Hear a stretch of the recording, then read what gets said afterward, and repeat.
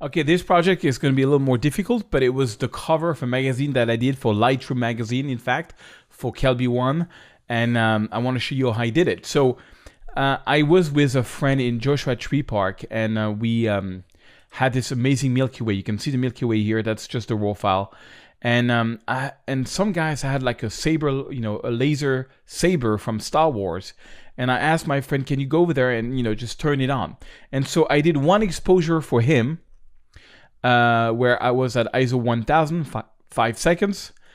And the same exact shot, 15 seconds at ISO 2000. So, but without, you can see he's here, but he's sort of hidden. So I'm going to retouch the first photo as the foreground in Lightroom, the second one in Lightroom, and we're going to blend them both in Photoshop. So the first thing I'm going to do is, let's start with the Milky Way.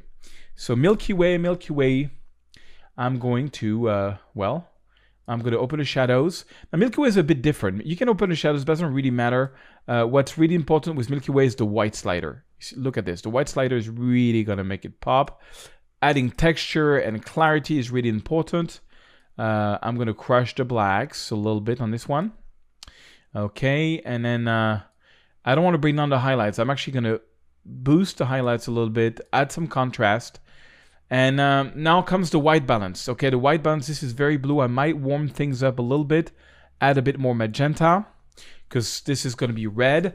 And I want to put more emphasis on the Milky Way. One thing I do that is I go take a gradient, and I put it all over the Milky Way here. All over the Milky Way. I can make my gradient big or small. Okay, I'm going to double click on effects so everything comes down to 0. Make sure inverted, make sure it's feathered.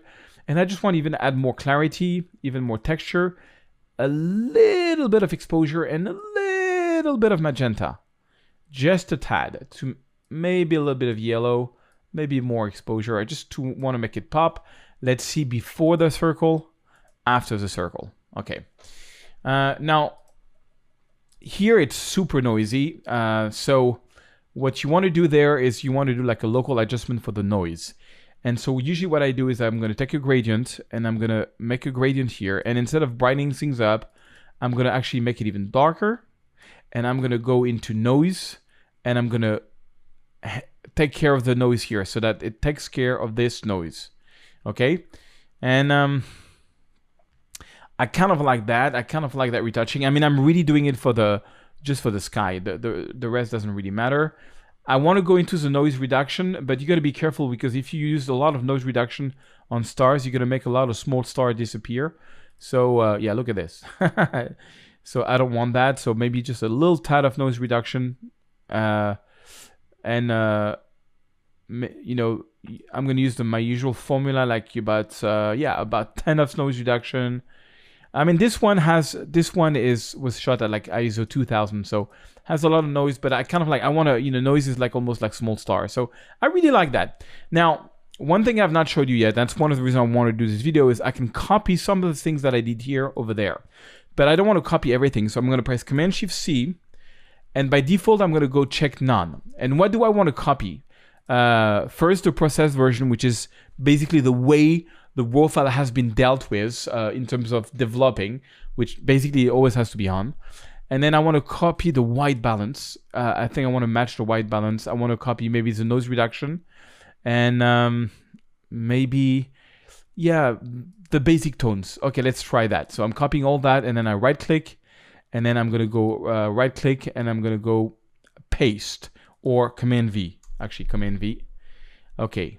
And now I paste what I did here and there. But it doesn't really match. It's way too bright. It doesn't work. So I'm going to reset it. And I'm going to retouch that photo for what it is. Okay. So let's see here. I'm going to bring down the highlights maybe a little tad. I'm going to do my black point. Okay. I'm going to do my white point. And maybe the photo is really red. So I think I want to just desaturate it a little bit. Just a little bit. I mean, yeah, just a little bit like this. And I think I kind of like that. I was like, what if I could mix this one with this one? Well, we can try. So, noise reduction. Yeah, everything else is kind of cool. Let's see here.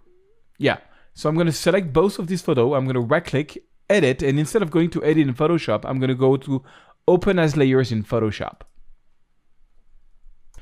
So here we are in Photoshop, and you see we've got two layers. On top, we have the one with the Milky Way, and at the bottom, we have the one with the rocks, okay? Now, usually what I do before I start blending, I select both of the photo. It might not work. I haven't tried this when I go to edit and I go to auto align layers. And that's going to try to take the shape of the mountains and align it, but no, it says it cannot do it. Okay, fine. So it doesn't work. That's fine. I'm going to create a mask. Okay, I have a mask here. So I just clicked on this for mask. It makes a white. And you know, the principle of the masking is basically anything which is white reveals. So it's going to, I want it to reveal absolutely the top. But if I would brush with a black, if I would put black by pressing X as my foreground color, you see X, it goes, this white is foreground. Now I press X, black is foreground.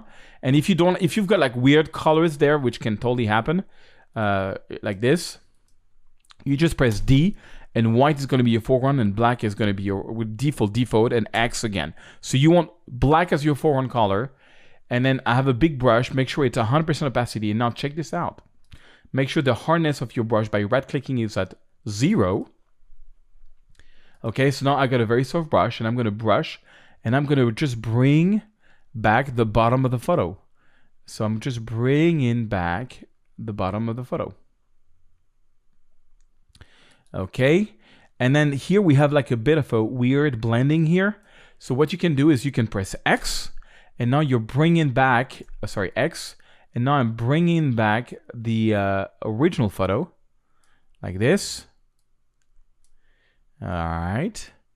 And then what you can do is lower the opacity of the brush, and then press X again, and it's bringing this back, X again, and I'm just blending this photo and this photo. And voila. Okay. And then, so that was that was kind of the final thing. I want to add something. I want to try to add something. So I'm going to add an empty layer. Okay. And on an empty layer, I'm going to try to do something. I'm going to go to filter, render, and I'm going to go to lens flare. I want to add a lens flare. Oh, because the area, sorry. So it's not going to work on an empty layer. So what I'm going to do is I need to fill this with something. So what I'm going to do is I'm going to fill this with black, for example. So boom. The way to do that is you press Shift Delete, and you can fill with whatever you want. And I'm going to press black and OK. So now it's filled with black. All right. And now I'm going to go again. Filter, render, lens flare. Okay. And that lens flare is too big. And you can, I'm going to put it where the sword is, and I'm going to make it much smaller. You got different types of lens flare. I think I like the first one. I like it's just, maybe I might get rid of all of that. Just going to make it really small like this. Press OK. And now I have a lens flare, but it's sort of invisible. But there's a special mode in Photoshop called the screen mode. And if you put it on screen mode, now you can see that the lens flare is, anything which is black has become transparent. And now I can take the move tool and sort of try to put the lens flare where I want it. So like on here. But you see, I don't like what's there and there. So I can use a mask. Take B, exactly like we did before. Make sure black is the foreground color. Make sure the opacity is 100%. And I'm just going to erase all of that.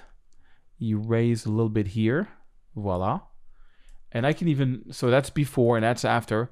I can even make this a little smaller. I just wanted a little bit of an effect there.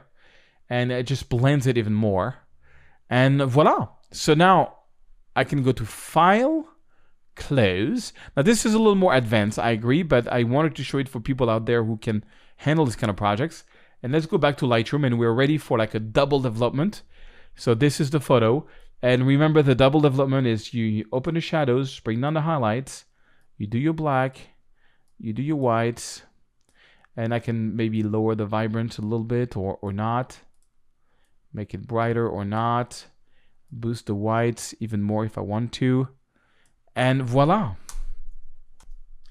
It's like a complete Star Wars image, and I really want to show that to you guys. Now I'm thinking it's actually too bright. So because while I'm here, I can go here and I can make a gradient and I can lower the gradient. I just had this idea.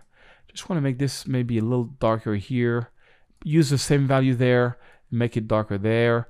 I don't know, I just think it's a little too much. It was just too much red, and maybe another gradient here, make it here. You know, you get the idea. And check it out. So you can just do whatever you want. It's completely non-destructive. Before, after. Before, after. I just made this a little bit darker, and so it's a little more subtle. And so we came from this, and this is where we are, with a bit of Lightroom and a little bit of Photoshop.